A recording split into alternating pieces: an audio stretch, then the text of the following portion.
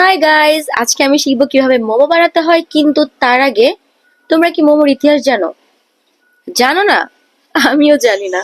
যাই হোক, মোমো খাবা ভালো কথা, কিন্তু মোমো বানানোর পেছনের কষ্টটা দেখবা না, তা কি হয়? চলো দেখে আসি। প্রথমে ডো বানাবো, এর জন্য আমি নিয়েছি আটা, কারণ আমার বাসায় ময়দা ছিল না। সিম্পল। 2 কাপ আটা আর 1 কাপ কর্নফ্লাওয়ার নিয়ে তাতে অল্প অল্প করে গরম পানি মিশিয়ে ডো বানিয়ে নিচ্ছি।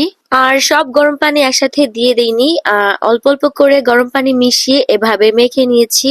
ফাইনালি হয়ে গেলে ময়দার এই যে কি বলে এই জিনিসটাকে, মানে ময়দার এই জিনিসটাকে উপরে অল্প একটু তেল মেখে নরম হওয়ার জন্য ঢেকে রেখে দিব 30 মিনিটের জন্য। এরপরে বানাবো মোমোর ভিতরের প্রাণ, যেটা ছাড়া মোমো শুধুমাত্র একটা আটার দলা। মনের ভিতরে যত ভালোবাসা আছে সবকিছু দিয়ে এটা বানাতে হবে, কারণ এইটা ভালো হলেই আমাদের মোমো খেতে মজা হবে। এর জন্য মুরগির মাংসকে কিমা করে তাতে দিয়ে দিলাম কাঁচামরিচ কুচি, পেঁয়াজ কলি কুচি। অন্যদিকে অল্প একটু বাটার নিয়ে তাতে আদা আর রসুন কুচি ভেজে নিব, এতে করে সুন্দর একটা ঘ্রাণ আসবে। খুব বেশি তেল বা বাটার না দিলেই ভালো, এতে করে স্বাস্থ্যের 12টা বাজবে। তখন আবার এই ইয়াং বয়সে প্রেমিক প্রেমিকা নিয়ে ঘোরার বদলে ডক্টরের পিছে পিছে ঘুরতে হবে।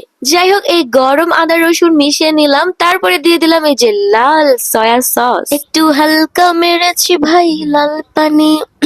তারপরে ব্ল্যাক পেপার, লবণ, অরিগ্যানো এবং শেষে অল্প একটু পানি নিয়ে তারপর সবকিছু আবারও ভালো মতো মিশিয়ে নিব। তারপরে বানানো এই জিনিসটাকে সোজা ফ্রিজে রেখে দেব 30 মিনিটের জন্য। 30 মিনিট পরে ময়দার ডো নিয়ে আমি বানিয়ে নিচ্ছি মোমোর বাইরের জামা কাপড়। এই শীতে আমাদের ঠান্ডা লাগে, তাই আমরা মোটা মোটা জামা কাপড় পরি। এখন মোমোরও তো ঠান্ডা লাগে, তাই না? এজন্য মোমোর বাইরের জামা কাপড়ও একটু মোটা আর শক্ত করে বানাতে হবে। আর একটু শক্ত হলে ডিজাইন করতে ইজি হয়। সুন্দর করে গোল গোল শেপ করতে যে যাতে গোলমাল না হয়ে যায়, এজন্য পানির গ্লাস দিয়ে কেটে গোল গোল করে শেপ করে নেওয়া যায়, এতে করে সুন্দর একটা শেপ পাওয়া যায়। তো সবকিছু রেডি করার পরে আমার মনে পড়লো যে ওমা, আমি তো মোমো ডিজাইন করতে জানি না। তাই দৌড়ে ইউটিউবে গেলাম, তারপরে 2-3টা টিউটোরিয়াল দেখেই আবার দৌড়ে ঝাঁপ দিলাম মোমো বানানোর আসল পরীক্ষায়। মোমো বানানোর সময় ভাবছিলাম যে দেখতে সুন্দর হলে খাওয়ার ইচ্ছে বাড়ে, কিন্তু আমি যা বানাচ্ছি মনে হচ্ছে যে মোমোর বদলে ডাইনোসরের ডিম বানাচ্ছি। এক একটা ডাইনোসরের ডিম কিন্তু সাইজে একটু ছোট। বাট কোনো টেনশন নাই, মোমো দেখতে সুন্দর না হলেও কি, পেট তো ভরবেই। এটা তো খাবার, রানওয়ের ফ্যাশন মডেল তো আর না।